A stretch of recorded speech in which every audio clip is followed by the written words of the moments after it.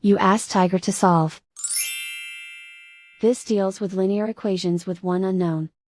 The final result is m=-16. Let's solve it step by step. Group all m terms on the left side of the equation. Subtract 2m from both sides. Group like terms. Simplify the arithmetic. Group like terms. Simplify the arithmetic. Group all constants on the right side of the equation. Subtract 14 from both sides. Simplify the arithmetic.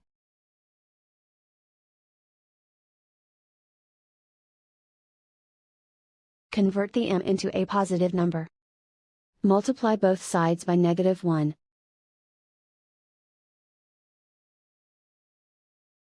Remove the ones. Simplify the arithmetic.